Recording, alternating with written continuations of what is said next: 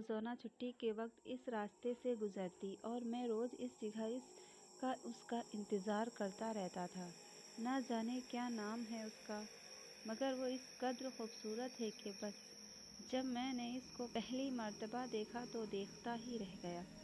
ऐसा नहीं है कि मेरे इलाके में मेरी कौम में खूबसूरत औरतों की कमी है, मगर दिल जिस पर आ जाए, और मेरा दिल उस पर पूरी तरह आ चुका था। बातें करते करते उसने अचानक मेरी जानिब देखा। मैं आड़ में हो गया। हालांकि मैं जानता था मैं जहाँ हूँ वो मुझको नहीं देख पाएगी, मगर मैं हरगिज़ नहीं चाहता था कि अभी वो मुझे देखे, मेरे बारे में कुछ भी जाने बूझे। मुनासिब वक्त का इंतज़ार था। अम्मी अम्मी कहाँ हैं आप? सबा ने घर में दाखिल होते ही शोर मचाना शुरू कर दिया। कौसर हाथ पोंछते हुए किचन से निकल आई। आ गई मेरी बेटी? जी हाँ, अब जल्दी से खाना निकालिए, मुझे सख्त भूख लगी हुई है। अम्मी, रात को मेरी दोस्त फरहा की सालगिरह है। सबा ने खाने की मेज़ पर इत्तला दी। सबा, मैंने तुम्हें पहले भी बताया था कि तुम्हारे अब्बू तुम्हारा रोज़ रोज़ घर से निकलना पसंद नहीं करते। अभी 2 दिन पहले तो तुम्हारा सारा ग्रुप शॉपिंग करने निकला हुआ था। कौसर ने कहा। क्या अम्मी? सबा ने हद से मामूल मुंह बनाया। सब लड़कियां ही हैं, साथ जाएंगे, साथ आ जाएंगे। मैं कुछ नहीं जानती, कौसर ने सफाई में कहा। अपने अब्बू से खुद इजाज़त ले लेना। उनको तुम्हारा ना तो रोज़ रोज़ बाहर जाना पसंद है, ना इतनी रात को घर वापस आना। अब्बू जी, मेरे प्यारे अब्बू जी। सबा पीछे से आकर उनके गले से लटक गई। अशफाक साहब ने अखबार से सर हटाकर उसको देखा। जी, कोई नई फरमाइश? अब्बू जी पर लाड में काम के वक्त ही कहा जाता है। ओह मेरे प्यारे अब्बू जी, असल में आज मेरे दोस्त फरहा, वही फरहा, यहाँ आगे ही तो रहती है। सबा ने वजाहत की। आज उसकी बर्थडे है, हम सब फ्रेंड इनवाइटेड हैं। ओह ये बात है, अशफाक साहब गोया हुए। जी, तो आपसे जाने की परमिशन चाहिए और थोड़े से पैसे गिफ्ट के लिए, यानी 1000 रुपये बस। सबा ने बात ख़त्म की। अशफाक साहब कौसर पर तो खूब गरजते बरसते थे, मगर इकलौती बेटी की ज़िद के आगे हार जाते थे। ऐसा हमेशा ही होता था। चलो ठीक है बेटा, मगर जल्दी वापस आ जाना, हालात बिल्कुल ठीक नहीं हैं, ख़ास तौर पर जवान लड़कियों के लिए। आखिरी जुमला उन्होंने अपने दिल में कहा। मैं बेचैनी से शाम का इंतज़ार कर रहा था। मैंने सुबह उसकी गुफ्तगू सुन ली थी। आज उसको दावत पर जाना था। मैं उसे सजा धजा देखना चाहता था। आज से पहले मैंने हमेशा उसको कॉलेज के सफ़ेद यूनिफॉर्म में ही देखा था। न जाने रंग उस पर कैसे लगते हैं। मैं बेचैनी से शाम का मुंतज़िर था। सबा कौसर को आवाज़ें देती अंदर आई, मगर ड्रेसिंग टेबल के आगे खड़ी सबा को देखकर उनके माथे पर बल पड़ गए। ये तुमने क्या पहना हुआ है? सिया झिलमिलाते हुए लिबास में मलबूस शबा उनकी तरफ मुड़ी। मैक्सी है मम्मा जान। और क्या? वो इठलाई। ये तुम लाई कहाँ से हो? मैक्सी, जो कि इंतहाई गहरे गले वाली थी, उसकी आस्तीनें गायब थी। उस दिन जो शॉपिंग के लिए गए थे तो वहीं से लाई थी। सबा ने इंतहाई बेनियाज़े से बालों में ब्रश फेरते हुए जवाब दिया। तुम ये बेहुदा कपड़े पहनकर हरगिज़ घर से बाहर नहीं निकलोगी। अगर तुम्हारे अब्बू ने देख लिया तो? अम्मी प्लीज़, हर वक्त अब्बू का डराव ना दिया करें। उसने माँ की बात काट दी। अब आप दोनों के पुराने ख्यालात, किसी वजह से मैं अपने शौक़ भी पूरे ना करूं? सब लड़कियां ऐसे ही कपड़े पहन रही हैं। सबा अपनी दोस्तों के साथ घर से निकल गई। اور اس کے کسی دوست نے بھی اس طرح کے کپڑے نہیں پہنے تھے۔ سب عام شلوار قمیص میں ملبوس تھے۔ کوثر ماتھے پر بر ڈالے اسے گھورتی رہ گئی، مگر ان کے بس میں کچھ نہیں تھا۔ صبا ان کی اکلوتی اولاد تھی۔ لاڈ پیار نے اس کو بے حد بگاڑ دیا تھا، اور یہ انہی کی بے جا حمایت تھی جس کی وجہ سے اشفاق بھی اس کو کچھ کہتے گھبراتے تھے۔ اپنا سارا غصہ وہ کوثر پر نکالتے تھے۔ شکر ہے اس وقت وہ گھر پر نہیں تھے، ورنہ نہ جانے کیا ہوتا۔ کاش صبا جلدی گھر آ جائے اور اشفاق کی نظر پڑنے سے پہلے کپڑے بدل لے۔ انہوں نے دل میں دعا کی۔ کوثر کی دعا آج قبول نہ ہوئی۔ صبا نہ صرف بہت دیر سے لوٹی، بلکہ دروازہ بھی اشفاق صاحب نے ہی کھولا۔ صبا کو دیکھ کر مارے رنج کے وہ کچھ بول ہی نہ سکے۔ صبا کو تو کوئی لحاظ ہی نہ تھا۔ ابو جان، سوری میں لیٹ ہو گئی، بول کر وہ اٹھلاتی کمرے میں چلی گئی۔ کوثر دل میں ڈر رہی تھی کہ نہ جانے کتنی جھاڑ پڑنے والی ہے، مگر خلاف توقع اشفاق بالکل خاموش تھے۔ کوثر، جتنی جلدی ہو سکے صبا کے لیے کوئی رشتہ تلاش کرو۔ صبح ناشتے کے دوران انہوں نے کہا، میں جلد سے جلد اس کے فرض سے سبکدوش ہونا چاہتا ہوں۔ وہ تو اپنی بات کہہ کر آفس روانہ ہو گئے، مگر کوثر دیر تک سوچتی رہی۔ ایسا نہیں تھا کہ حسین و کم عمر صبا کے لیے رشتوں کی کمی تھی، مگر وہ مڈل کلاس تھے۔ صبا جتنی حسین تھی، اس سے کہیں اونچے اس کے خیالات تھے۔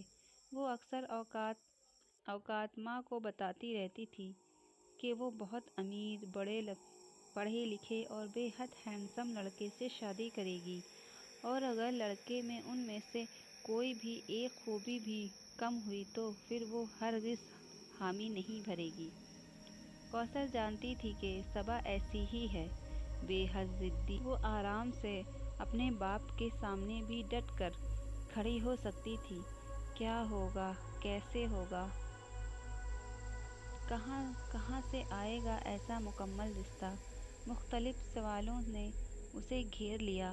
جب سے صبا کو اس دن تیار سیاہ لباس میں جھلملاتے دیکھا تھا، میرا دل قابو میں نہیں تھا۔ میں نے اپنے گھر والوں سے اس کے لیے بات کی۔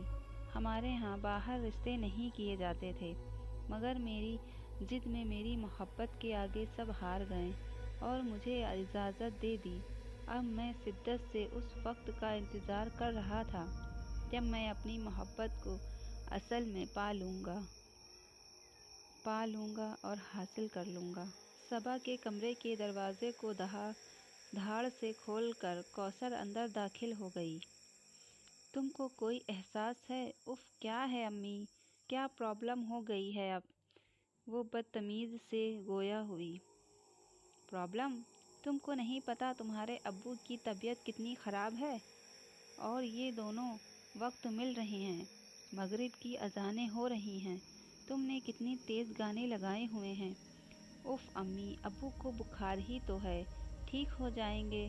اس نے بے نیازی دکھائی۔ اور یہ آج آپ کو مولانا بننے کا خیال کیوں آ گیا؟ صبا نے کہا۔ کوثر کچھ بول ہی نہ سکی۔ تم کس قدر بدتمیز ہو گئی ہو۔ امی پلیز بور نہ کریں، جائیے ابو کے پاس جا کر بیٹھیے، وہ بیمار ہیں۔ بقول آپ کے آخری جملے صبا نے آہستہ سے کہا، مگر کوثر نے سن لیا۔ خدا ہی تمہیں ہدایت دے۔ کوثر کمرے سے نکل آئی۔ صبا نے میوزک آہستہ نہیں کیا۔ یہ کیا ہے؟ کوثر کچھ بول ہی نہ سکی۔ گہری سرخ ساڑھی میں ملبوس صبا بال کھولے، سرخ لپسٹک لگائے پری لگ رہی تھی۔ کیسی لگ رہی ہوں؟ اس نے داد چاہی۔ واہیات! انہوں نے جل کر کہا۔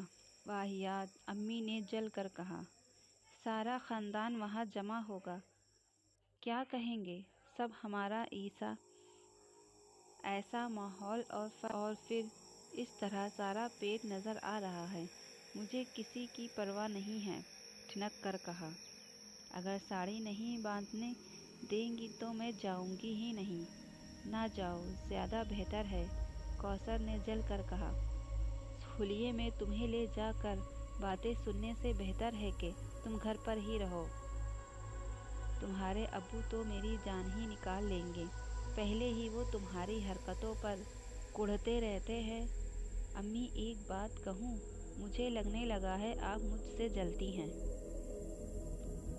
میں اس قدر حسین، لمبی، گوری، ہر کوئی کہنے لگا ہے کہ میں آپ دونوں کی اولاد نہیں لگتی ہوں، تب بھی آپ بہانے سے مجھے تیار ہونے سے روکنے لگی ہیں۔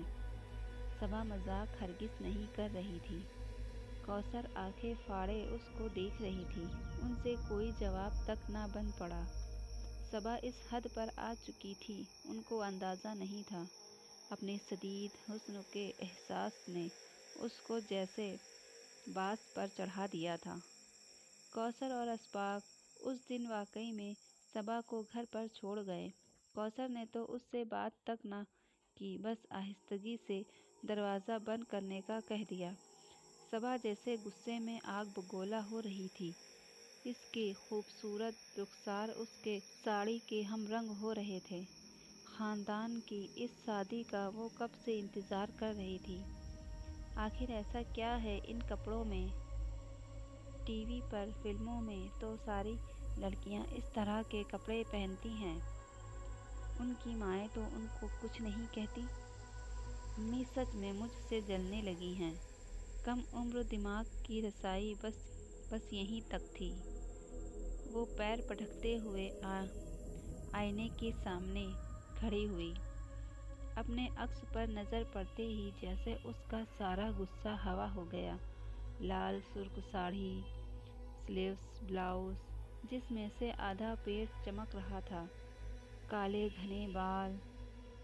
گھنے بال کندھوں پر بکھرے ہوئے تھے، گہرے سرخ لپسٹک اس کے اپنے ہی اوپر سے نظر نہ ہٹائی گئی۔ امی ابو کو تو رات دیر ہو جائے گی آتے آتے۔ بس سوچنے لگی، کیا کروں، چلو فرح کی طرف چلتی ہوں، آخر اتنی محنت سے تیار ہوئی ہوں، کسی سے تو داد وصول کروں۔ ڈھیر سارا پرفیوم اپنے اوپر اسپرے کر کے وہ اس حلیے میں باہر نکل آئی۔ میری سانسوں نے تیز ترین خوشبو کو محسوس کر لیا اور میری آنکھیں پوری کھل گئیں۔ میں نے سامنے دیکھا، وہ بالکل وہی اکیلی، تنہا، اٹھلا کر چلتی، لمبے کھلے بال، کھلا آسمان، ستاروں تلے تیز خوشبو، سرخ رنگ، یہ تمام چیزیں مجھے کتنی متوجہ کر رہی تھیں، توجہ کرتی ہیں۔ وہ مجھے اپنی طرف کھینچ رہی تھی، دیوانہ کر رہی تھی، بے بس کر رہی تھی۔ میں بے ساختہ اس کی طرف جھکا اور صبا کو نہ تو رات کے اندھیرے سے کوئی خوف محسوس ہو رہا تھا، نہ اپنے اکیلے پن سے۔ جوانی ویسے ہی بہت بے خوف ہوتی ہے۔ چند گلیوں کے پار ہی تو ہے فرح کا گھر، اس نے سوچا تھا۔ امی ابو کے آنے سے پہلے ہی لوٹ آؤں گی، اور اگر دیر ہو بھی گئی تو میری بلا سے، آخر کیوں چھوڑ کر گئے مجھے؟ بدتمیزی سے سوچتے ہوئے اچانک اس کی نظر راستے میں پڑتے پرانے برگد کے درخت پر گئی اور اس کے گلے سے بھیانک چیخ برآمد ہوئی۔ میں نے اس کو آرام سے چند لمحوں میں اوپر کھینچ لیا۔ اس کے ساتھ کوئی رکاوٹ، کوئی حصار نہ تھا جو مجھے روک سکتا، پر اصرار میں اس کو اپنے ساتھ لے آیا۔ درخت پر، اس قدیم پر اصرار، برگد کے درخت پر جہاں میرا گھر ہے، اس کے ہر شاخ پر کوئی نہ کوئی آباد ہے، میرے خاندان کا، میری قوم کا۔ اب آپ سمجھے نا میں کون ہوں؟